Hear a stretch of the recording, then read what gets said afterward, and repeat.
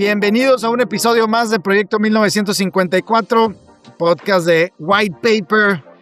Qué buenos han estado los últimos episodios de White Paper ahí con Carla y con René. Si no escucharon el último, había unos temas bien interesantes. Hay un tema, Emilio, que a ti te va a gustar mucho de ahora hay como un trend de CEOs que traen Chief of Staff, ¿no? Que no sé si es un trend, ellos lo manejaron así, Carla y René. Creo que nosotros en Estados Unidos hemos visto a muchos Chiefs of Staff de CEOs. De hecho, a un amigo nuestro lo hicieron Chief of Staff del CEO de Caterpillar en Arlington, en Texas, ¿no? Están basados ahí al lado de los headquarters de los Cowboys, bueno, del estadio de los Cowboys.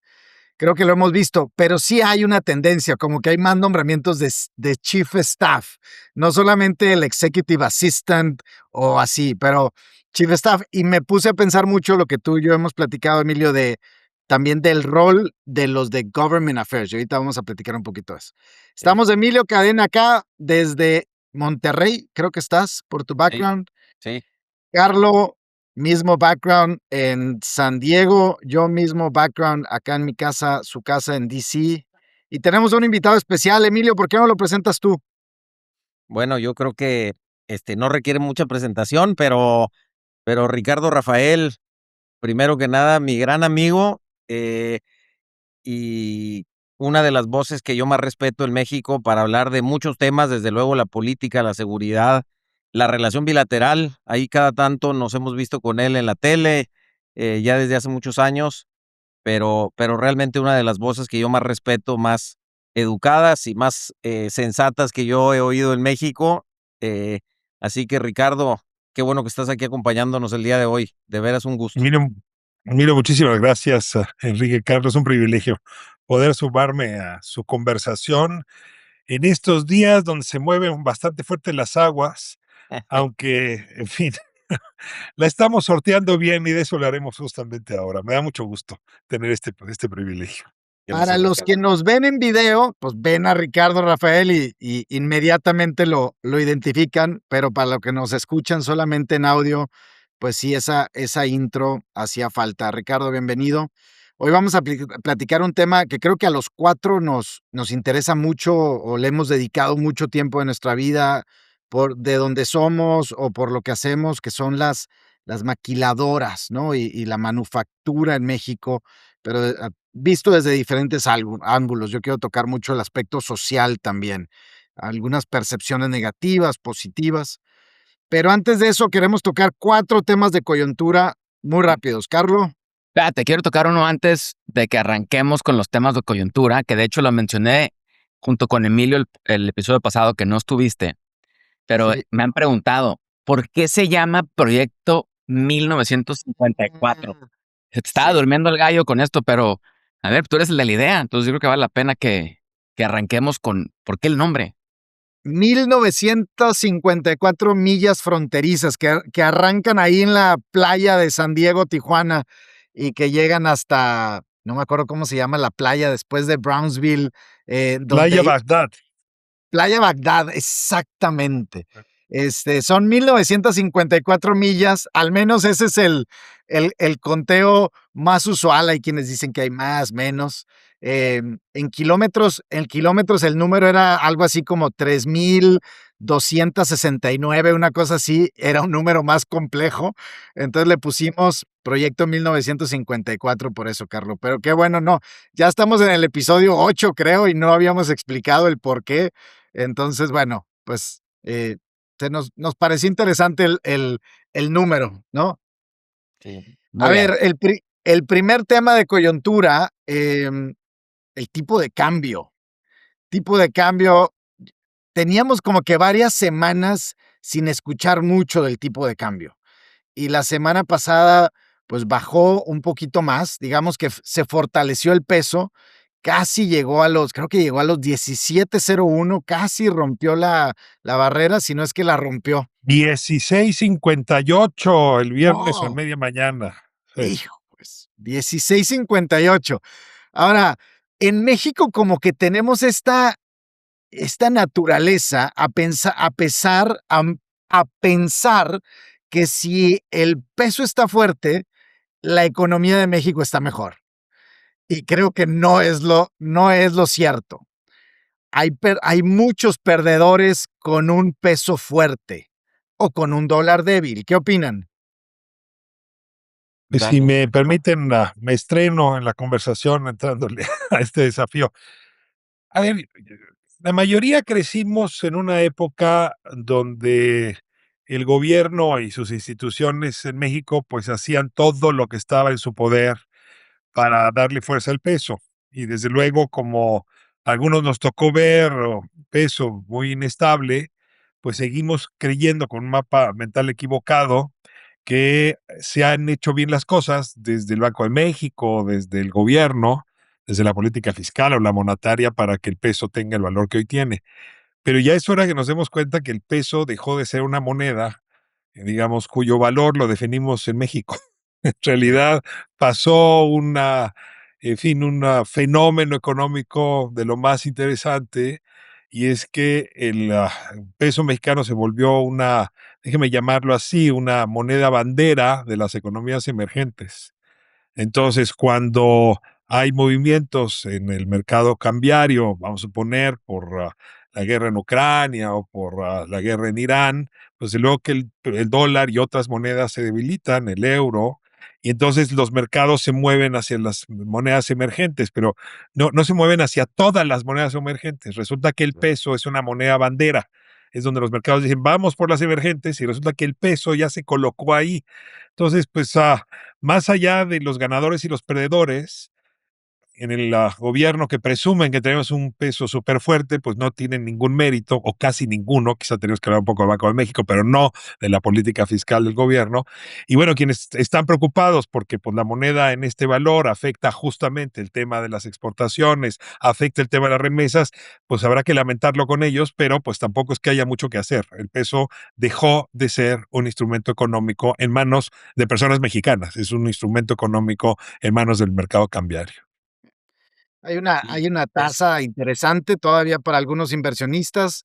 Emilio, no, iba a decir, qué bueno que dices que hace mucho que no piensas en el tipo de cambio. Yo llevo meses pensando en en el 2 semanas, en 2 semanas. tipo de cambio todas las semanas, porque, o sea, se ha acumulado una serie de cosas en el sector exportador, algunas de ellas que me parecen aciertos, entre ellas, por ejemplo, el movimiento del salario mínimo y lo que este movimiento del piso del salario mínimo que finalmente impacta, que me parece muy bueno aclararlo. Creo que era un tema súper pendiente en México y me parece que ese movimiento era necesario. Pero si lo sumas eso al tipo de cambio y cuando tú cotizaste en dólares, con tu estructura de costo y el tipo de cambio baja, y luego le sumas algunos aranceles que pone el presidente Trump en Estados Unidos, las cosas se van sumando, ¿no? Yo Sí. siempre he dicho que no es un tema el que nos afecta, es cuando se empiezan a juntar más de un tema, cuando nos hace la vida complicada. Y pensar que muchos de nosotros tenemos contratos de producción en dólares de a 20 pesos o de 21 pesos por dólar. Y bueno, siempre se dice, bueno, pues es que en el contrato con el cliente tienes ahí un poquito de algún mecanismo para compensar, pero los clientes nunca compensan al 100% lo que te está costando. Entonces, creo que la buena noticia es que México no es la primera vez que nos pasa. ¿Y qué tienes que hacer? Pues moverte en la productividad, que es el otro gran tema que Ricardo y yo hemos tocado muchas veces. Siempre la esperanza que se recupere el dólar, que el peso tome una proporción más razonable, que creo que ese es el otro tema, ¿no? La debilitada del dólar como moneda y que además filosóficamente está en los documentos de Peter Navarro y de Donald Trump y ellos, yo creo que sí están manipulando una parte del dólar para precisamente hacer esto. Pero bueno, creo que en el mediano plazo las cosas se estabilizarán y estaremos otra vez bien, pero sin duda ha sido meses bien difíciles para la exportación, que como sabemos hoy, pues es el motor económico de México, sin duda en muchos lugares del país, ¿no? Hay otros motores en otros lugares y es el turismo y también se vuelve más caro viajar a México con tus dólares. Carlos, tú cruzas a Tijuana y pues a veces el dólar te vale 18 y puedes comprar más cosas y a veces 16 y puedes comprar menos. pero Sí. pero sí, hay muchas industrias, ¿no? No, hasta lo mides en comprar tacos, ¿no? Si ahorita estamos hablando a nivel muy macro, si lo queremos ver así, ¿no? Pero a nivel cotidiano en la frontera, pues ayer platicaba justo con Joaquín Luquen. Hay ciento y tantos mil personas que cruzan todos los días de alguna manera a hacer una función laboral, en algunos casos legal, del lado americano, nomás en Baja California, bueno, en Tijuana, y pues eso tiene impacto también con la economía local. Ver restaurantes un poco más vacíos, los tacos ya no cuestan $1.20, ahora cuestan $2.25, etcétera, etcétera, ¿no? Entonces, la demanda de inmuebles no es igual, y eso te transfiere en las 1954 millas de la frontera, porque está pasando en todas partes, ¿no? Y la otra que mencionaba Ricardo, ¿no? Antes teníamos a lo mejor, y tú Enrique, un diferencial de tasas, ¿no? El famoso carry trade. Y si hoy vemos el bono de 30 años del gobierno americano contra el M-Bono 55, estás hablando de una diferencia de 4,5% en esa tasa, ¿no? Entonces tampoco era tan grande, ¿no? Entonces se ha depreciado, digamos, el dólar, pero también han subido las tasas de largo plazo, ¿no? Entonces ya no está tan sencilla esa, digamos, ese trade que le llaman el famoso carry trade. Yo déjame nada más añadir, Carlos, que es cierto que pues está haciendo más costoso para los que vienen a México, pero el crecimiento del turismo mexicano que va y deja sus pesos o sus dólares fuera del territorio es impresionante. O sea, traemos un crecimiento de 6.3% entre 24 y 25, y entre 25 y 26 va a rebasar el 7%. Y luego la cantidad de dinero que estamos gastando en el extranjero ha crecido cerca de un 20%. Wow. Entonces crece el número de turistas mexicanos que hoy nos podemos dar el privilegio de conocer el mundo, y crece la cantidad de dinero que estamos llevando pues a la balanza turística, que por cierto pues siempre salía a nuestro favor. Entonces pues sí, pierden unos, ganan otros. Ese es un poco el mundo de las fronteras, Así y, es. y no hard feelings, diría yo. Sí. De las fronteras, y creo que mencionas un tema interesante, Ricardo, que luego le he propuesto aquí a Enrique y a Emilio platicar, es también el impacto que han tenido la creación de las aerolíneas de ultra bajo costo en México y cómo ha crecido el tráfico internacional en ellas, ¿no? Y ha permitido que muchos más mexicanos utilicen ese medio. Pero bueno, eso es para otro episodio. Ya, ya nos conoce la audiencia que agarramos un tema y nos jalamos. Le voy a brincar al otro, que es Dale. remesas, que está relacionado, creo yo, de cierta forma. El dato de remesas de junio creció 4.2 de junio 2026 contra junio 2025. Y bueno, está muy relacionado, creo yo, porque el mayor incremento que demuestra, digamos, estos 4.2 es el promedio de los envíos. Sí crecieron el número de envíos de remesas de un mes, pero creció más el promedio del envío. Digamos, el envío promedio es de $380, creció 4.2 eso también. Entonces se enviaron más dólares. Creo yo que tiene que ver con el tipo de cambio, porque la gente, la primera razón por la que envía remesas a México tiene que ver con un gasto corriente y tiene que ver con salud, educación y gasto diario de las familias en México. Entonces, bueno, y algo que veíamos con Emilio ahorita es la gráfica de los estados que reciben las remesas. No es exactamente indirectamente proporcional a la inversión extranjera directa, pero sí digamos que los estados como Michoacán, como Guerrero, Puebla, Zacatecas, que son los mayores expulsadores de trabajadores o fueron en su momento, pues a lo mejor reciben muy poca inversión extranjera directa, pero reciben mucha remesa. O sea, un estado como Michoacán recibe al año cerca de $6,000 millones, o sea, casi el 10% de todas las remesas, y solamente recibe $50 millones en inversión extranjera directa. O sea, imagínense esa disparidad de ingreso del extranjero. Entonces, bueno, queríamos dar el dato. No sé si hay algún comentario, Emilio, Ricardo, Carlo. Yo diría que primero sí hay una, digamos, variable geopolítica que valdría la pena entender.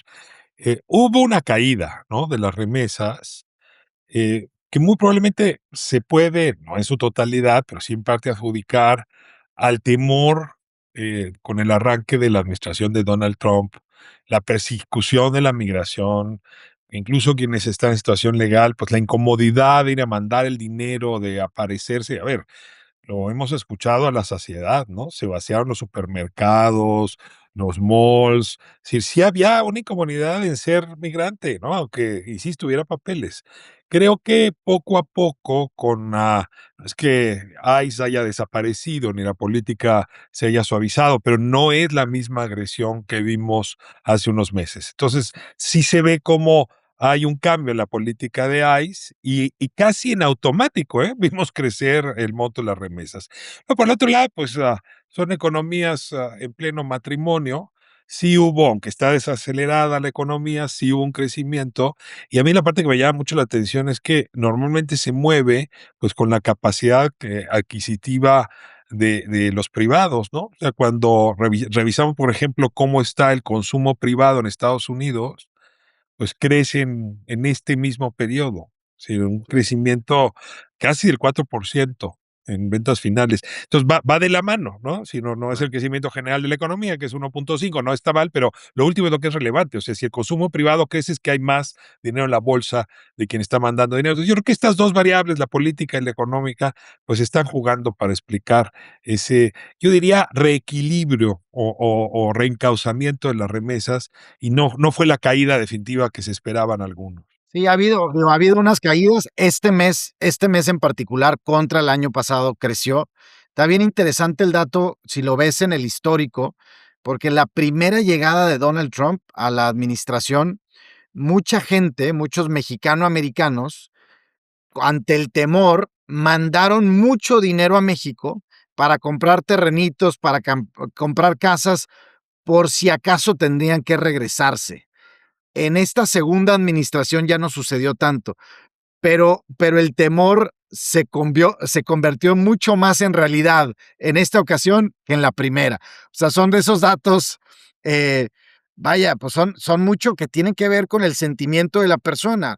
Oye, Ahora, compro mi terrenito por si acaso me regreso, compro mi casa, mando dinero para construir algo o no.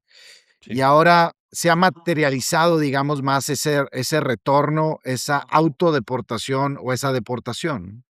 Ahora yo creo, Enrique, si ves otros productos, ¿no? Que el migrante consume, ¿no? Desde marcas mexicanas, ¿no?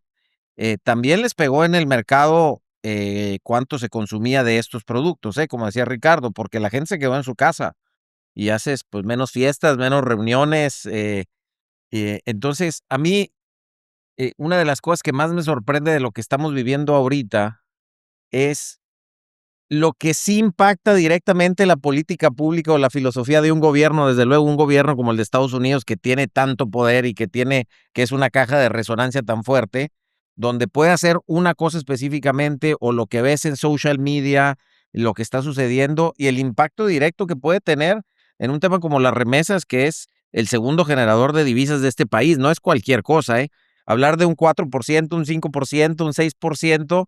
Estamos hablando de 4, 5, 6% de mucho, capital que se mueve de un lado para el otro y de mucho bienestar, déjame decir, que ese dinero genera en México en un sentido o carencias en el otro sentido. Entonces, creo que, este tema de la influencia de la Casa Blanca sobre la economía, que luego genera problemas económicos.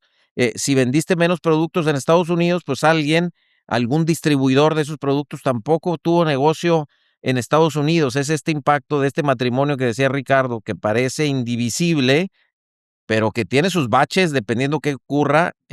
Puede ser desde México, pero no tanto. Sin duda, la Casa Blanca es quien lleva el sartén por el mango y sí tiene impacto, eh, para afectar este matrimonio México-Estados Unidos. Ya. Y creo que por eso, y lo hemos dicho mucho desde la fundación, Enrique, esta es una relación que no se puede dejar, nada más a que se administre desde la Casa Blanca y desde Palacio Nacional. Tenemos que estar participando y tenemos que estar involucrándonos, que creo que eso es lo más importante que siempre hablamos desde la fundación. Veía hoy la última encuesta de CNN y entendiendo que CNN, ¿dónde está parado en los Estados Unidos? Pero veía la última encuesta de la aprobación de Donald Trump de los hispanos, ¿no? Principalmente de hombres hispanos. La aprobación de Donald Trump pasó de +9 puntos a -42 puntos y en la economía, o sea, ya directamente en la pregunta de la población sobre el manejo de la economía de Donald Trump, pasó de más 11, o sea, cuando fue la elección, hombres hispanos aprobaban mucho la visión de Donald Trump, a menos 49. O sea, probablemente es la población con una afectación en la percepción hacia Donald Trump mayor, ¿no? Y bueno, pues mucho tiene que ver obviamente, con la deportación, mucho tiene que ver con ICE, pero también con la parte económica. Sí. Bueno, voy a dar un tema más de coyuntura porque ya nos extendimos un poco. Voy a dejar la entrevista de Elon Musk con The Economist para la siguiente, Carlos, y sé que tú y yo vamos a hablar mucho de eso. Pero nada más quería hacer un dato. El año pasado, en el North Capital Forum, que es un evento que realizamos todos los años, vino Tino Cuellar. Tino Cuellar es un mexicano nacido en Matamoros, que después por el trabajo de su papá se va a vivir a Tijuana, cruza a San Diego ya de jovencito y hace su carrera en el sistema judicial de California, llega a ser procurador en el estado de California, luego es profesor de leyes en Stanford, luego dirige un centro en Stanford, luego se viene al Carnegie Endowment for International Peace y ahora lo nombra Anthropic, lo nombra su primer CGO, Chief Government Official, ¿no? Bueno, pues Tino es un buen amigo. Yo tuve la oportunidad de conocerlo aquí en Washington y pues me dio mucho gusto que un mexicano esté en ese tema de AI, probablemente el mexicano con más en el corporate America de Anthropic y de las grandes que están jugando en AI, pues probablemente el mexicano más involucrado en eso. A ver si después lo invitamos, a ver si se puede, a ver si después invitamos a Florentino Tino Cuellar, un tipo de verdad extraordinario. Lo pude entrevistar en el North Capital y me parece un tipo brillante además. Dio el commencement speech de Stanford creo que en el 2021, 2022, está en YouTube. Vale mucho la pena escucharlo. Antes Mucho, de mucho, que, ¿verdad? antes Habla de de que migración. abucharan en las universidades a los que hablan de AI, que es otro tema para dar ahorita, a ver si qué Sí. pensamos de Bueno, eso. ahí no habló de AI todavía, todavía no era un tema tan hot. Yo Bueno, te puedo hacer dos comentarios bien rápido de eso, Enrique. sí, Uno es el rol y la importancia de la gente de relaciones con gobierno hoy relativa a lo que era antes. Y ahorita me gustaría, Ricardo, ver qué opinas de eso.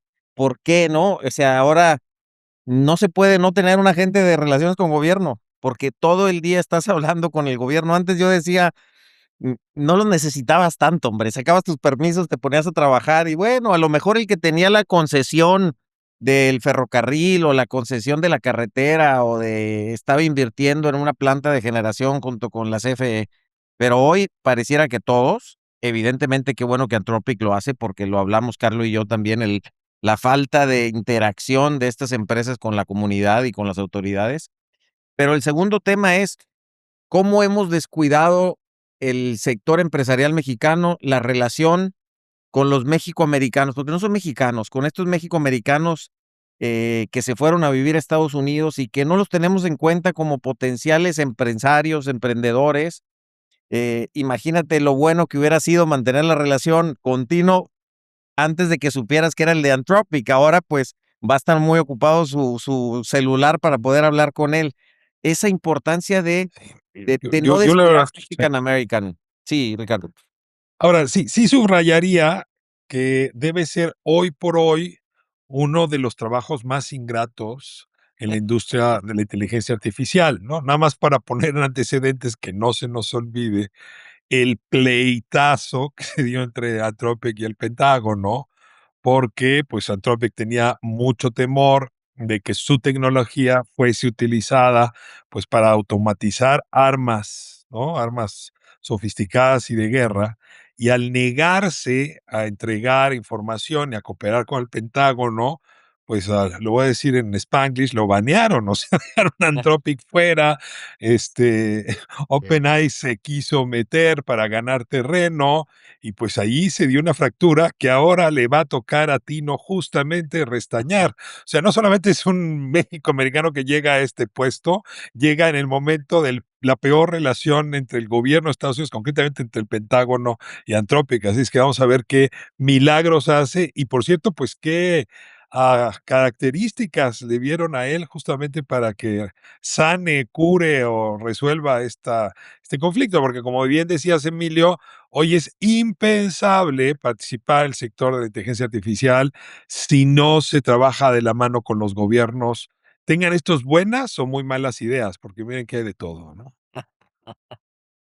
Ya hasta las universidades tienen gente de Government Affairs y, o sea, las fundaciones, toda organización, toda institución tiene que tener un rol, alguien que juegue el rol de Government Affairs. Y sí, definitivamente ha cambiado mucho el rol, ¿no, Emilio? De hecho, Sí. antes los de Government Affairs reportaban directamente a un legal officer, ¿no? Por ejemplo, al abogado general de la empresa. Y ahora estamos viendo, pues, no sé si solamente la industria de AI, pero ya hay o sea, Tino ya no va a tener, ya no va a tener alguien intermedio entre él y el CEO, ¿no? Los hermanos, Amodei, ¿se apellidan?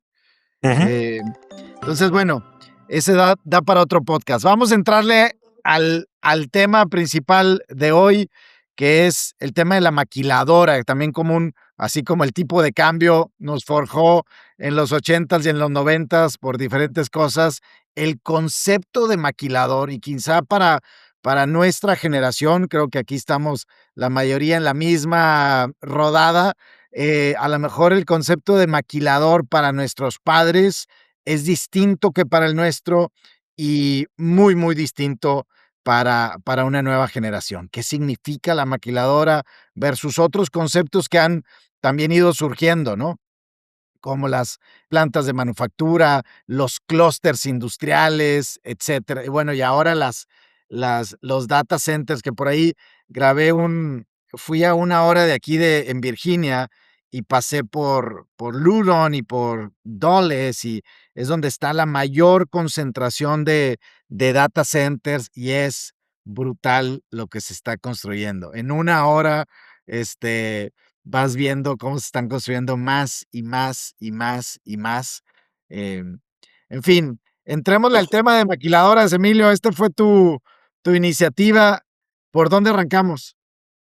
Bueno, yo creo que hay que arrancar, pues, pidiéndole a Ricardo que arranque, por eso lo invitamos Pues para lo que hablar quieras. del tema, y luego ahí, me preocupa que veo a Carlos que muy callado, entonces no sé con qué va a contraatacar y, me preocupa más eso que otra cosa, pero, yo le pediría a Ricardo que nos diera su punto de vista de otra vez de esto bueno y malo, de estas historias y de ahí vamos construyendo, desde luego que tengo, mi punto de vista, confesándome biased, como dicen en inglés, a favor de las maquiladoras, pero también sin cerrar los ojos a las cosas que no hemos hecho tan bien o las historias que no hemos contado tan bien. Entonces, no sé, Ricardo, si quieres empezar. Me gusta mucho cómo lo están planteando, ¿no? Porque no vamos a hablar de la industria de exportación, ¿no? Sino del relato, de la narrativa alrededor de la maquiladora como un subconjunto muy relevante en la industria de la exportación. Y bueno, creo que el drama de la maquiladora como relato, pues en realidad es un drama anunciado desde el origen, porque sí nos propusimos desde los años 80 del siglo pasado, con mucha seriedad, pues ofrecerle a la industria estadounidense un recinto con características muy distintos. Por lo menos había dos características distintas. La primera, y era la más obvia, una industria que cobrara, en fin, cuyos costos por unidad de trabajo fueran bajos, es decir, que pagara bajos salarios. Sabíamos que la única manera de traernos unidades de producción era jugarle al tema del salario, entonces íbamos a hacer dumping social, como se dice ahora, en ese entonces quién sabe cómo lo llamaríamos, pero era barata el costo. Y lo segundo, es algo que está en el imaginario estadounidense, pues casi desde que se fundaron las dos naciones, y es que en Estados Unidos todo está prohibido y en México todo está permitido. La verdad es que habría que discutir un día eso, pero sí un poco la lógica de todo lo que no puedas fabricar por las condiciones legales, normativas en California, Nuevo México, en Texas, no te preocupes, en México te lo arreglamos. Y esto puede tener que ver con el arreglo sindical, tiene que ver con las reglas sanitarias, tiene que ver, en fin, incluso con las energéticas, en fin. Entonces, en este sentido, pues nosotros fundamos la maquila mexicana sobre esos dos adjetivos. La verdad nos salió bien, o sea, esa narrativa hizo posible que se generaran unidades muy interesantes, hizo posible que un número importante de la población mexicana encontrara ahí una forma de ascender en la escala social. Y bueno, lo más importante de todo es que importamos capacidades humanas, que yo creo que a veces se nos olvida que lo que más deja la industria de exportación es una derrama de capacidades humanas que luego se traduce en distribución del ingreso y de riqueza. Pasa el tiempo y cuando ya quisimos decir, Le decimos ya aquí el no know-how. estamos, aquí, cuando empezamos a decir, oiga, es que aquí ya los sueldos han subido mucho, digo, no están como en Estados Unidos, pero digamos, en el promedio del salario que se paga en México, pues ya estamos muy bien.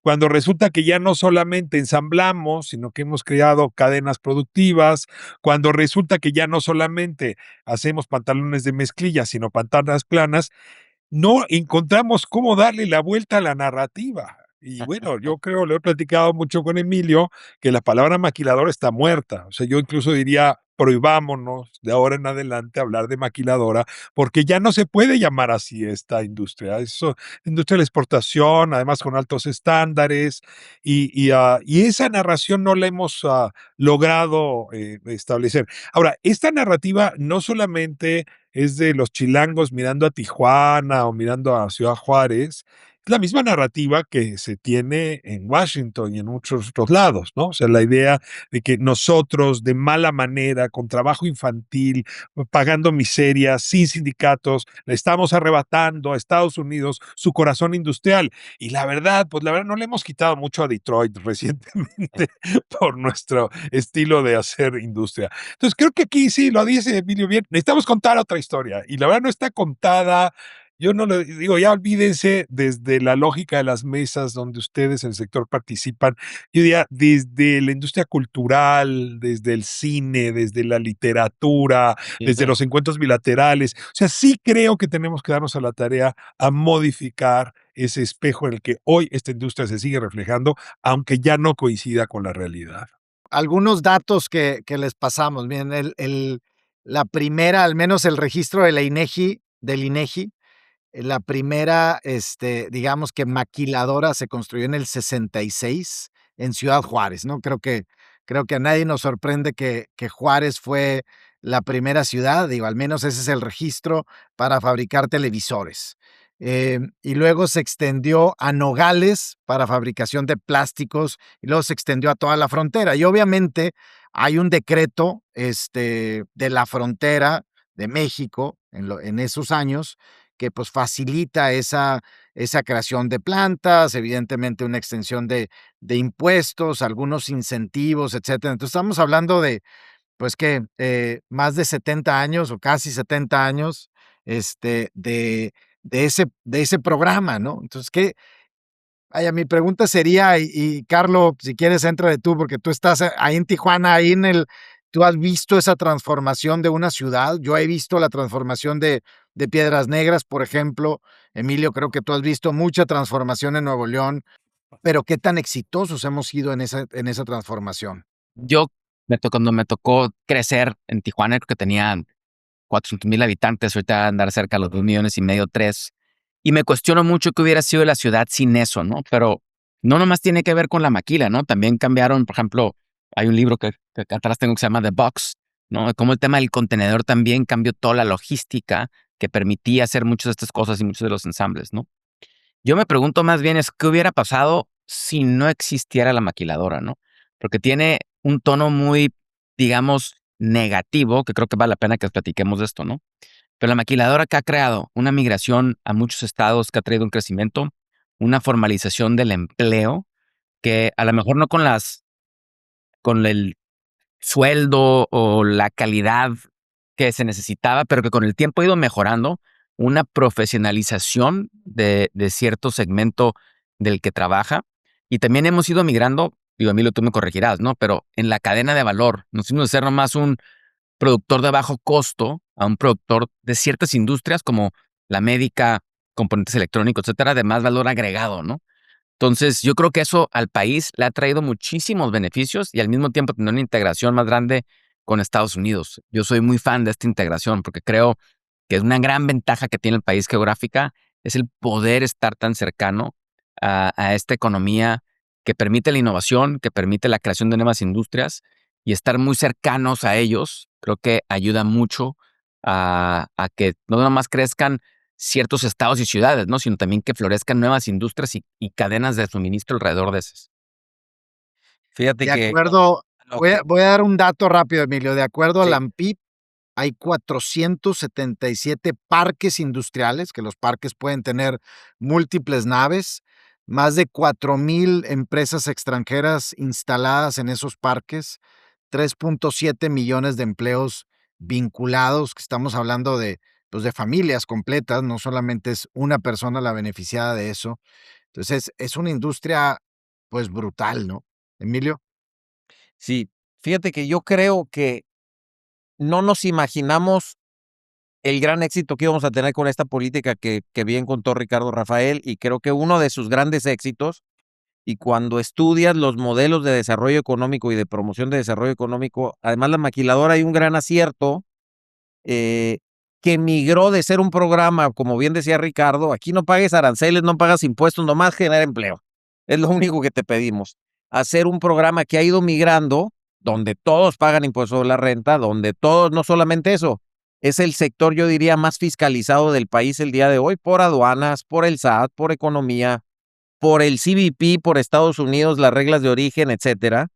Y yo creo que en aquel momento, si a alguien le hubieras dicho que México se iba a convertir en el socio comercial número uno de Estados Unidos de productos de valor agregado y en el comprador de insumos y de bienes intermedios más importante de Estados Unidos, te hubieran dicho, estás loco, hombre. Aquí nomás queremos generar esta sustitución del programa Bracero para que más gente se quede aquí. Yo creo que en este momento de la frontera, como subestimamos lo que iba a pasar, sin duda que hubo un impacto social tremendo, ¿eh? De familias que se vinieron de estos mismos estados que emigraron, que están en Estados Unidos, Enrique, porque no era el de Monterrey, no se fue a vivir a Reynosa. El de Chihuahua no se fue a vivir a Ciudad Juárez. Algunos sí, pero no fue lo que ocurrió, ¿no? Ni el de Hermosillo en su gran cantidad se fue el que se fue a vivir a Nogales. En Nogales la comida más famosa es la sinaloense, ¿no? Es la gente que emigró de esos lugares donde efectivamente generó un impacto social tanto en el lugar al que llegaron, porque no se construyeron suficientes casas, no se construyeron suficientes escuelas, suficientes clínicas, y también lo que pasó en las comunidades de donde se fueron, que es lo mismo que pasa con la migración. Eh, Eso es lo primero. Entonces creo que no nos imaginamos. Y después viene esta segunda ola, por ahí de los 80s, donde donde cambia la ley en México, entonces te puedes mover hacia el interior. Y creo que la transformación del sector ya de manufactura de exportación, aunque todavía estuvieras operando bajo el programa de Maquila, es muy distinta la percepción de lo que pasó en Monterrey o lo que pasó en Chihuahua o lo que pasó en Querétaro o lo que pasó en Guanajuato con el mismo sector. Eh, entonces, creo que son fenómenos bien distintos y la marca que quedó impresa en la frontera con algunas de estas cosas, creo que el tema de Juárez y el tema muy desafortunado de las vidas que se perdieron en Juárez, que ahorita me gustaría preguntarte, Ricardo, es ese tema específicamente, porque lo que me hace reflexionar también un poco como el NAFTA o como el tema de una vez que la marca está asociado tan negativamente hablando, es irrecuperable. Y yo creo que la marca maquiladora es irrecuperable por más que algunos de mis colegas en el sector sigan pensando que es una marca de altísimo valor. Yo creo que es una marca que no nos deja nada, es un lastre que ojalá eliminemos pronto de nuestro vocabulario porque no tiene nada que ver como cuando tú entras a una empresa aeroespacial, a una planta que opera con un programa IMEX hoy de industria maquiladora y manufacturera de exportación lo que vas a ver es la planta más sofisticada que tiene ese corporativo en el mundo, a diferencia de lo que pasó los 70s, 80s, donde efectivamente eran las operaciones de menos valor agregado y de menos gente, pero un resultado impresionante. Yo lo he visto, yo tengo 30 años trabajando con la maquiladora. Lo que era Apodaca, o sea, digamos, donde está el aeropuerto de Monterrey, hace 30 años y lo que es el aeropuerto el día de hoy no tiene nada que ver. Y la cantidad de empresas que nacimos. Dale, Ricardo. Es que me parece muy buen desafío el que arrojan, el que pones, Emilio, porque la pregunta es ¿por qué unidades productivas tan sofisticadas conviven con un territorio tan devastado? Y cuando digo es territorio urbano, territorio de vivienda, territorio de servicios tan devastado. Y voy a hacer un zoom out para entrarle al tema, porque si ustedes revisan, es exactamente lo mismo que se ve en el sector turismo. Si ustedes van a Los Cabos o van a Cancún, ¿no? Si ustedes van a Tijuana o El Paso, una con fuerza exportadora, el otro con fuerza turística, nos vamos a encontrar con que las autoridades locales cometieron un pequeño error. No dotaron de infraestructura al recurso humano de estas industrias turística y de exportación, pues que son intensivas en mano de obra. Y Sí. esto nos obliga a hacer una reflexión todavía más de fondo. ¿Cuáles fueron los incentivos que ofrecimos a estas industrias? Pues justamente no pagar impuestos. ¿Cuáles impuestos? Entre otros, fundamentalmente el predial, que es el que se utiliza para ordenar el territorio. Es decir, esto fue un diseño de origen. Y aquí es donde uno se pregunta si el cambio de narrativa de imagen, más allá de los cuentos que nos contemos, sí tendría que ir aparejado de una reflexión sobre el territorio. Territorio que al ser abandonado por el gobierno, empezaron a ocupar otras formas de organización, en muchos de esos casos criminal. Yo creo que el caso de Juárez, en efecto, con el fenómeno conocido como las muertas de Juárez, fue el primer campanazo que nos avisó de la ausencia, del gran vacío que la autoridad sanitaria, de seguridad, de transporte, pues cometió. Entonces, desde luego que hay un rechazo generalizado. Esto no tendría que ser culpa, responsabilidad de la industria maquiladora, sino de una política del país para dotar de servicios y de dignidad a la población trabajadora. Y en ese sentido creo que ahí hay una pista. Si quisiéramos darle la vuelta a la historia, pues por ahí tendría que empezar. En lugar de ir hasta Solidaridad, el municipio de Solidaridad en Cancún, ¿no? En Quintana Roo, para encontrarse casas pequeñitas, los bosques de Rotoplas, el transporte que no funciona, en fin, la inseguridad, las escuelas a medio correr, los hospitales que no funcionan, pues tendría que pensarse que esa industria que está haciendo una derrama tan importante tendría que estar acompañada de formas de vida distinto. Y exactamente lo mismo diría para las zonas maquiladoras. Sí me atrevo a decir, y quizá aquí ustedes me van a corregir, que el desarrollo de, por ejemplo, el eje Silao-León, sí tuvo mucho más cuidado con esto. Si uno revisa todo el debate que se tuvieron por las autoridades Sí. locales, y aquí tengo que destacarlo, sobre todo los gobiernos panistas de la zona, sí, viendo lo que había sucedido en la frontera, hicieron una infraestructura muy distinta en materia de agua, de servicios, de vivienda, que hoy se nota porque no hay tan drástica distancia entre la zona pujante industrial y la zona donde viven quienes trabajan en esas industrias.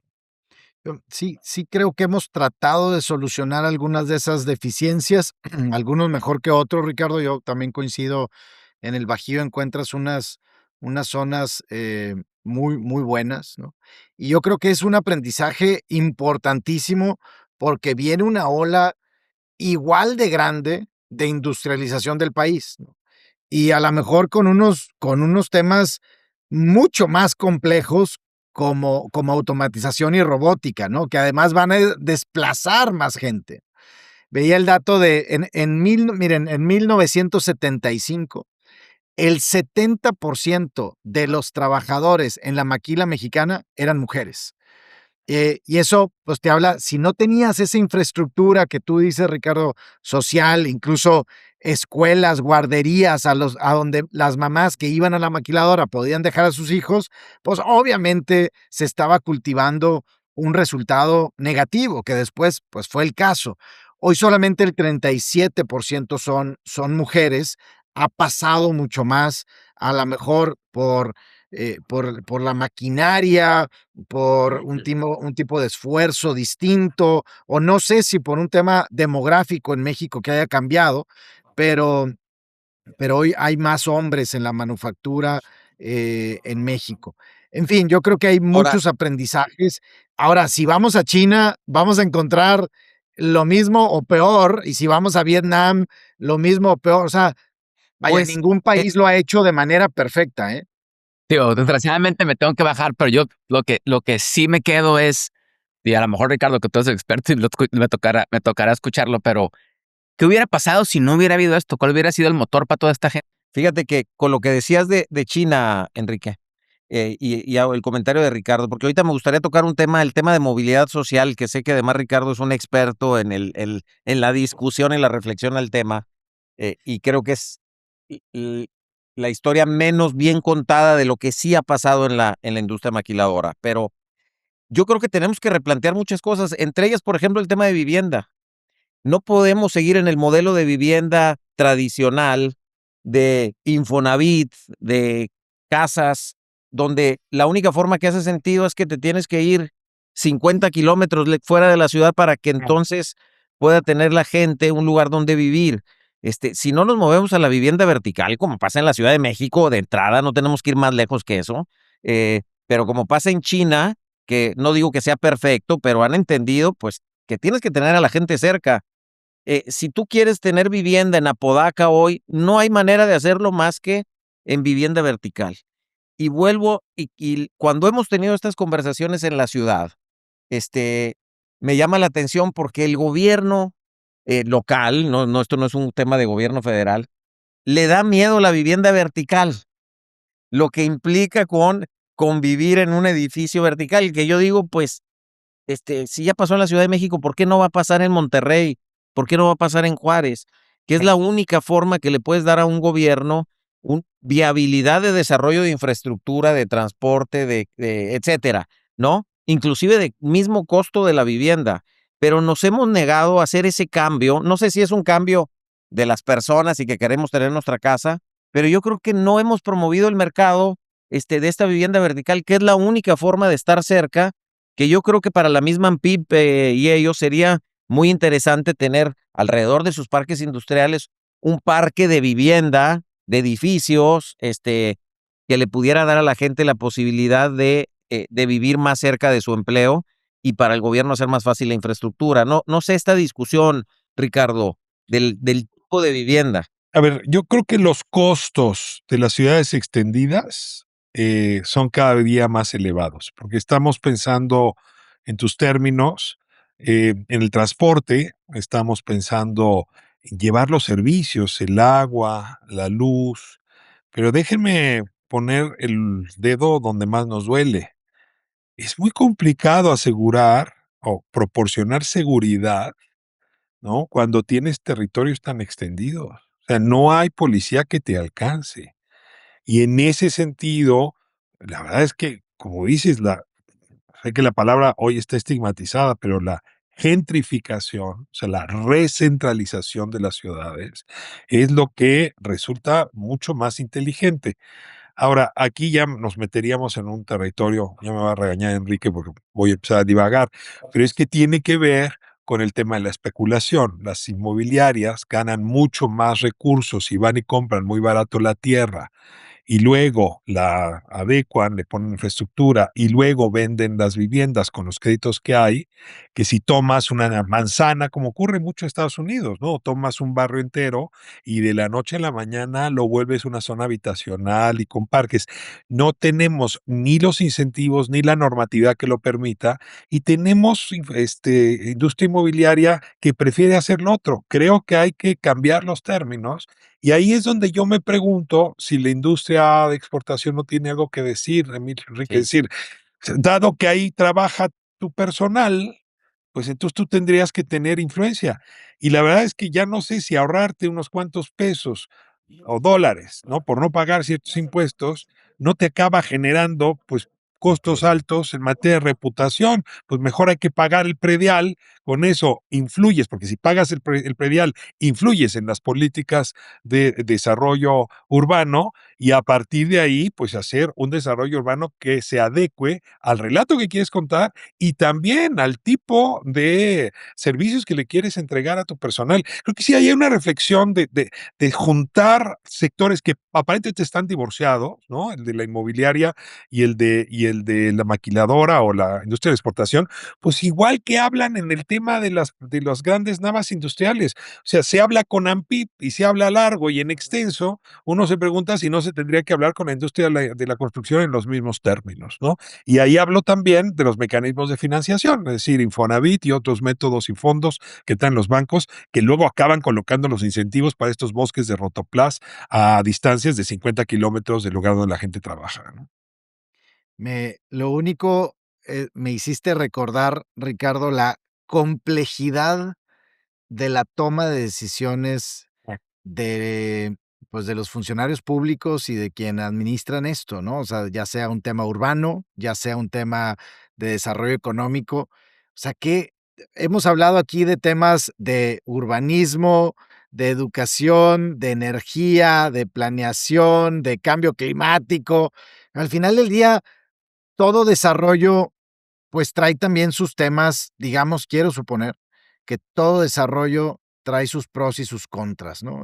Cuando yo pienso en ciudades verticales, pienso también en políticas, por ejemplo, de menos hijos, ¿no? O a lo mejor no en políticas, es simplemente el hecho de que ya no vives en un espacio muy grande y bueno, pues las sociedades tienden a tener menos hijos y luego la tasa de natalidad baja y la tasa de reemplazo ya no es suficiente.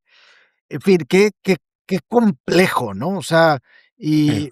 y y en ese sentido, en esa complejidad, creo que algunos lo han hecho mejor que otros, y creo que tiene que ver, al final del día, mucho tiene que ver con los liderazgos en la política pública, ¿no? Y Sí, en me el me nivel y en el nivel de coordinación entre diferentes organismos, entidades, agencias. O sea, como decías tú, Emilio, bueno, es a lo mejor la industria mayormente supervisada por tantos ángulos, ¿no? Internacionales, nacionales, locales, estatales. Esa coordinación, híjole, es brutal, ¿no? Pues mira, yo déjame responder a lo que planteaba Carlos hace un momento, porque si ¿qué habría pasado con estas zonas del país si no hubiéramos desarrollado actividad industrial? Yo creo que es una pregunta pertinente, pero me temo que un tanto ociosa. Teníamos vocación natural para hacerlo. O sea, tendríamos que es como si dijeras a un pescador que qué suerte que pescó, ¿no? Pues si vivís a un lado del río, pescas. Y el río Bravo es un río donde corría la posibilidad de generar la industria. La pregunta es, no si lo pudimos hacer mejor, sino qué lecciones aprendimos. Y a mí ahí Ciudad Juárez me deja una lección muy fuerte, a ver si ustedes la comparten. Cuando nos arrojamos a desarrollar la industria en Juárez, se tomó la decisión de poner las principales naves prácticamente en el centro de la ciudad y mandar a las poblaciones trabajadoras a las afueras. Tendría que haberse hecho al revés. O sea, para que nos funcionara bien, la población tuvo que haber vivido en el centro de Juárez y en las afueras, que bueno, hoy las afueras de Juárez no son demasiado afueras, se tuvo que haber construido todo el proyecto industrial. Sí. No voy a reclamarle a quienes en los años 80 tomaron esta decisión, Bermúdez y Anexas, ¿no? Pero lo que sí me parece muy importante es asumir cómo queremos, sobre todo por lo que decías, Enrique, la ciudad del futuro, Sí. ¿no? Cargada de inteligencia artificial, ¿no? Con calidad de vida, con, con personas que van a tener otras habilidades, cuyos salarios tenderán a crecer, cuyas familias tendrán que estar integradas de otra manera. Y déjame plantearlo, donde los temas de salud van a tener que estar muy presentes, entre ellos lo de salud mental, es decir, entender hacia dónde va el mundo del trabajo, al mismo tiempo que entiendes hacia dónde va la industria de exportación, me parece un dilema hoy fundamental. Y ahí es donde nos sirve mirar atrás, no para darnos golpes de pecho y tomar el látigo, Sí. sino qué de lo que hemos hecho no deberíamos repetir y qué de lo que hicimos valdría la pena reforzarlo. Sí, fíjate que en ese, y hablando de Juárez, yo he aprendido mucho de Juárez y de mis muchos amigos en Juárez como parte de la industria. Entre ello, eh, la capacidad que tuvieron de darse cuenta que se habían equivocado y de involucrarse. Yo creo que eh, la comunidad maquiladora más involucrada hoy en la ciudad con la educación, con el desarrollo, es la de Ciudad Juárez. Y no Sí. solamente es la de Ciudad Juárez, es la de Ciudad Juárez con El Paso. Yo siempre digo que es la comunidad binacional probablemente mejor integrada porque El Paso también se dio cuenta que necesitaba y que traía mucho beneficio este crecimiento de Ciudad Juárez. Es esto que en la fundación le decimos, Ricardo, el North American Way. La Ujú. gente Paso dice, yo estoy mucho mejor hoy gracias a que creció Ciudad Juárez. Antes, cuando El Paso existía, ya son ciudades muy viejas. Antes de que Juárez fuera el Juárez industrial, nosotros estamos mucho mejor hoy. Eh, entonces, creo que de entrada es esa parte. Tenemos que involucrarnos eh, con visiones también institucionales de mediano y largo plazo. Por ejemplo, lo digo yo, inclusive lección aprendida de cuando a mí me tocó estar en Index como presidente nacional, no hice un esfuerzo por dejar una agenda de mediano y largo plazo con respecto de la vivienda de los y las trabajadoras. No está en la agenda, nadie lo trae en la agenda. Seguimos todavía creciendo bajo los mismos criterios. Hemos hecho algunos intentos en algunas ciudades por este tema de la verticalidad que no ha llegado a ningún lado y entonces te das por vencido. Porque lo peor de todo es que ahora, salvo contadas excepciones con proyectos muy grandes, a la mayoría de nosotros, Ricardo, pues sí nos cobran el predial y pagamos el impuesto sobre nómina y pagamos ISR. Entonces, además de eso, que ya hay esa derrama económica, no estamos participando de forma proactiva y yo creo que es eso el tema de la participación que tanto también insistimos mucho Enrique y yo, y tú también desde las diferentes lugares que estamos. Pero un poco por tiempo, Enrique, no quisiera Sí. dejar de tocar el tema de The Untold Story of Maquiladoras, o sea, lo que no hemos dicho suficientemente bien. Estoy seguro, porque lo he visto y yo me siento parte de eso. Yo te he dicho, Ricardo, yo me siento un Mexican Dream, una pequeña empresa que va creciendo y que ahora tiene gente en otras partes del mundo, etcétera. La movilidad social del sector, donde en una sola generación hemos logrado movimientos de los primeros niveles, digamos, en estos pisos que tú hablas, Ricardo, de los niveles socioeconómicos de México, de gente que está en el primer piso, que sus padres están en el primer piso y que se van hasta el último piso del edificio gracias a una meritocracia, porque sí pasa esto en la industria. Si te preparas, si haces bien el trabajo y vas a trabajar, es probable que te vayan dando oportunidades que no ocurren en otro tipo de empresas en el país. Eh, entonces dejaría esa parte de la movilidad social, de la historia no contada, y luego, pues, cómo contar historias, ¿no? Que a final de cuentas creo que es lo único que va moviendo la aguja de los diferentes temas. Absolutamente. Déjame nada más quiero ahondar un poquito en el tema de Juárez, Emilio, porque lo traigo muy fresco. Vi una presentación de Brookings aquí en Washington, que están por terminarla y que yo creo que la vamos a presentar en el North Capital Forum de septiembre. Chihuahua es el estado más exportador de México por mucho. Cuando ves los datos, Chihuahua como estado, 105 billones de dólares, ¿no? 105,000 millones de dólares. El siguiente estado más exportador es Coahuila con 59. O sea, casi, casi son 50 billones de dólares más lo que exporta Chihuahua, ¿no? Y si te vas a Juárez, pues Juárez exporta la mayoría de eso, ¿no? Pero es por el contexto actual, el estado y la ciudad más expuesta al cambio geopolítico y tecnológico que estamos viviendo. O sea, obviamente Quintana Roo no está tan expuesto, ni Cancún está tan expuesto en su economía a lo que está sucediendo. El más expuesto Ciudad Juárez es la ciudad con mayor exposición a los cambios, a los aranceles que estamos viviendo. En los últimos, y voy a poner aquí una gráfica para toda la audiencia, en los últimos 2 años han perdido 75,000 empleos manufactureros, principalmente el sector automotriz. Se han ganado un poquito en otras cosas, pero mucho de eso se tiene que reconvertir, y a lo que decías tú, Ricardo, se tiene que reaprender.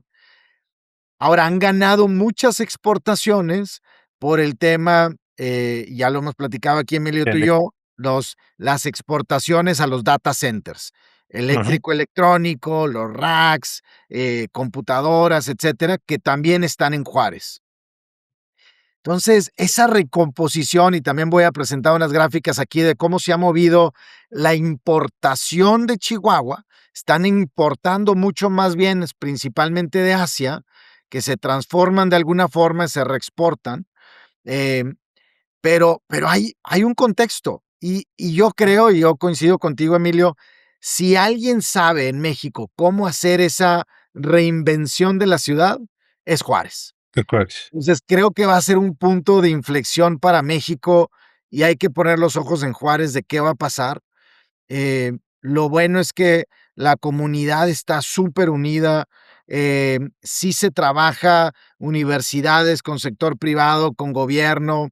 Vaya, creo que hay todos los componentes para reinventar. Y creo que ahí también, Emilio, están las mejores historias, ¿no? La otra vez de hecho, Carla Berman, aquí de White Paper, fue a Juárez y fue a visitar varias plantas. Creo que era la primera vez que viajaba a Juárez. Muy poca gente, pues vaya, de México ha ido a Juárez a visitar una planta de manufactura de Foxconn, ¿no? O cuántos han ido, Emilio, a Jalisco a visitar una planta de, no sé, Flextronic o Medline. Pocos tienen ese imaginario de lo que una planta, o una planta de Lego, vayámonos menos sofisticado, Lego de piezas de juguetes en Nuevo León, o una fábrica de chocolates, güey, ¿no? Ferrero en Nuevo León. La sofisticación, que si todo mundo viera eso, diría, este es otro México al que conocemos. Esta es otra maquiladora a la idea que conocemos, ¿no? De esas plantas creo que podemos encontrar Sí. en casi todas partes del mundo. Y con eso, Emilio, te Eso dejo es al tema de narrativa. este mexiquito y mexicote que alguna vez que así te conocí, Ricardo, hablando del mexiquito y Hablando. el mexicote, ¿no? Justamente en eso estaba pensando, porque siempre hablamos, Emilio, de la movilidad social, pensando en esta estructura, ¿no? Un edificio de 10 pisos que nace en los primeros pisos en México, tiene una enorme dificultad para llegar a la mitad del edificio, ¿no? Ya que se llega a la mitad del edificio uno puede ascender, pero de los primeros pisos al piso 3 o 4, pocas escaleras hay o pocos elevadores. Uno de ellos es migrar, ¿no? Otro, el peor de todos, es meterse al crimen organizado, pero el más impresionante es justamente la industria de exportación. Ahora, dicho esto, me parece relevante hablar de la otra movilidad, y es haber nacido en los primeros pisos de la construcción social en el Mexicote, en el sur sureste del país. Sí. Y entonces de pronto movilidad significa irte a Baja California, ¿no? En Tijuana. Ujú. Y yo creo que esta es otra reflexión, así en este ánimo que traemos en esta charla, que siempre ustedes me inspiran mucho, de mirar a 10, 15, 20 años, que es como uno tiene que ver estos sectores. Muy bien, ¿cuánta gente va a seguir migrando a estas ciudades de acuerdo con las tendencias de desarrollo? ¿O ya no va a migrar? ¿O en qué sectores va a migrar? ¿No? Porque es lo que tendríamos que tener pendiente. Parte del conflicto que genera el comercio internacional, es un conflicto político, donde más se observa es en Estados Unidos, ¿no? O sea, los pro y anti free trade, pues pasa por la experiencia vital de familias enteras. Pero eso que estamos viendo en Estados Unidos se vive también en México, ¿no? Es decir, es desde el sur sureste donde se ve terrible irse a trabajar a estas ciudades, ¿no? Por cómo se han desgajado las familias, cómo han tratado a las hijas, etcétera. Entonces, yo creo que sí tendríamos que estar pensando en esa otra movilidad. Hemos discutido mucho si el nearshoring podría poner unidades de producción en esas zonas intensivas en expulsión migratoria, o bien imaginarnos una Tijuana que va a ser 5 veces más grande que la que es hoy, o el corredor de Tamaulipas, que va a ser una sola ciudad, de Reynosa, Matamoros, Laredo, etcétera. Es decir, creo que sí tendríamos que estar imaginando eso de manera adelantada para que no nos vuelva a tomar por sorpresa la circunstancia, ¿no? Y lo quiero decir en el punto donde a ustedes les importa y mucho, es que tenemos que estar pensando en zonas seguras, no solamente dentro de las unidades de producción, sino en el ecosistema, en el hábitat. Y la única manera de tener un ecosistema seguro es haberlo planeado a tiempo. Y yo creo que por ahí es donde habría que centrar también el tema, ¿no? Fíjate, este tema que dices, a mí, lo primero es, se puede hacer, hombre, Mm. porque el corredor industrial de Guanajuato, ¿no? Desde León hasta Irapuato, hace 25 años, pues no tiene nada que ver con lo que es el día de hoy. Nada que ver con esto pasó en 20, 25 años, Ricardo. O sea, no es como que nos llevamos 2 siglos en hacer esto. Lo que ha pasado con mis amigos de Tetacagui, en Empalme, Sonora. O sea, Empalme, Sonora, hace 30 años, pues, era un pueblo donde no había nada. Y ahora es uno de los lugares donde más piezas aeroespaciales se hacen, ¿no?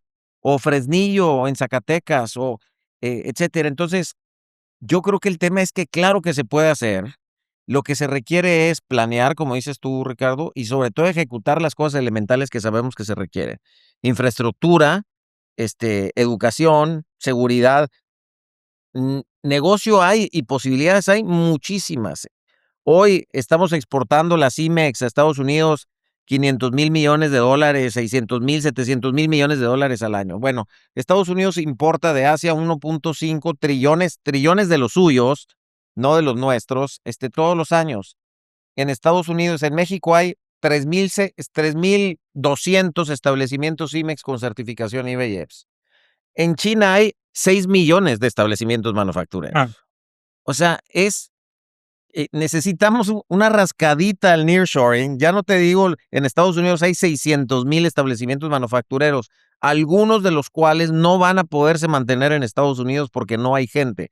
Eso ya lo sabemos también, por más que desde la Casa Blanca quieran decir que quieren reindustrializar, eso no va a suceder por un tema de gente, ni siquiera con automatización y robots hechos por Elon Musk o por quien sea. No, tampoco va a suceder. Yo me pregunto, tener otros 3,000 en México, de estos 3,200, no suena, ya que lo pones en contexto, no suena poco, o suena alcanzable. ¿Y por qué no? Yo digo, Oaxaca está lejos, eh, no sé si lo llevaría a la ciudad de Oaxaca porque no tiene tantas cosas que hacer con turismo y otras cosas, que es un lugar espectacular, pero Campeche, este, pues está lejos de la frontera, pues, ¿comparado con qué? Comparado con Hangzhou en China, está muy cerquita, de la frontera. Entonces, creo que es un tema de voluntad, porque ni siquiera el plan es muy complejo, ¿eh? Es un tema de ejecución, y sí requiere una alta coordinación del sector privado con el gobierno, para poder hacerlo, pero sin duda que se puede. Lo hemos visto nosotros con nuestros ojos, la transformación del país a un país de manufacturas avanzadas, con buenos sueldos, con movilidad social, etcétera.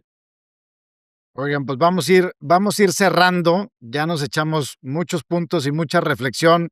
Ricardo, para cerrar, te queríamos pedir alguna recomendación, algún buen libro para leer esto, algún artículo que te hayas echado últimamente, una novela, una película, algo interesante. Ah, caray, pues sí me tomas un poco por sorpresa, cercano a lo que estamos diciendo, No, no, no, no, puede ser de cualquier cosa, ¿eh? Viste pues una mira, serie de televisión el fin de semana y te encantó. pues mira, yo soy muy fan del producto audiovisual chileno últimamente. Y una Okey, gran directora, Maite Alberdi, casada con mexicano, acaba de subir a Netflix esta semana una película maravillosa que se llama Un hijo propio. Se los okey. recomiendo mucho. en particular por la manera como hoy lo que asumíamos que eran géneros separados, el documental y la película, se mezclan en un híbrido formidable. Ah, qué padre. Entonces se ¿Está en las Netflix? recomiendo mucho. Está en Netflix, se llama Hijo Propio y debe haber subido a la plataforma yo creo que el viernes. No está cerca de lo que estamos hablando, pero sí me permite de una vez hacer el comercial. Esa es la otra industria a la que le tendríamos que estar dando durísimo. Sí. La producción de contenidos es hoy una de las que trae mayores indicadores de productividad y tenemos ventajas extraordinarias en esa dirección. Y bueno, creo que ahí los chilenos dan clases porque de plano, no teniendo nada, hacen maravillas, imagínense nosotros, ¿no? Nos vamos a echar un podcast de eso, de producción y contenido. Vamos a invitar ahí a los amigos de Cinépolis o de alguna de estas para hablar de eso. Emilio, ¿tu recomendación de la semana? La recomendación que yo les voy a hacer es que escuchen y que lean a Ricardo Rafael. No por nada, estoy honrado de que esté aquí con nosotros, la verdad, eh, porque, porque me encanta tu forma de plantear las cosas. Tiene muchísimos libros. Búsquenlo también en YouTube, que lo vean en alguna conferencia por ahí, porque además es eh, muy entretenido. Déjenme decirle, en esta época donde competimos por la atención, no te vas a aburrir de escuchar a Ricardo. Es una conversación muy rica siempre, pero es un gran autor, además de ser muchas otras cosas en México, pero es un gran autor eh, y siempre además visionario para irse reinventando. Así que escuchen y vean a Ricardo y lean a Ricardo Rafael. Gracias, Padrísimo. Emilio, muy generoso. Un abrazo muy fuerte. Gracias, Enrique. Pues yo mi recomendación, asociada a todo lo que platicamos hoy, vean, échenle un ojo a Juárez como ciudad. Sí. Y hay una asociación que se llama Desarrollo Económico de Ciudad Juárez, que es público-privada, y yo apenas me metí al portal y vi todos estos datos, algunos de los que presenté aquí. Información hay, datos hay, o sea, para construir la historia o para reconstruir la historia, para aprender y saber cómo hacer las cosas, datos hay. Me sorprendió mucho qué tan palpable tienen los datos de la industria, de su ciudad, de dónde están los empleos, de qué pueden hacer, hacia qué industrias se deben de mover. Me pareció espectacular. Desarrollo económico de Ciudad Juárez. Bueno, pues con eso Un punto que cerramos. dijiste, Enrique, que me parece valiosísimo. Visiten una fábrica de hoy. Sí, Siempre tendrás a alguien cercano que te invite a una fábrica metalmecánica, a una fábrica electrónica. Visiten una fábrica. Y nosotros, que seguramente nos oirán muchos de mis colegas del sector, inviten a gente a una fábrica de ustedes porque es la mejor forma de ir transformando este déficit de imagen que tenemos de lo que se dice y de lo que somos. y si me empujas, Emilio, lleven a los niños y a los chavos a las fábricas, Sí, porque si muy buen punto. perdemos en México todavía existe ese interés de los jóvenes mexicanos de ir a trabajar, todavía es sexy ir a trabajar a una empresa de manufactura, de automotriz. En Estados Unidos no.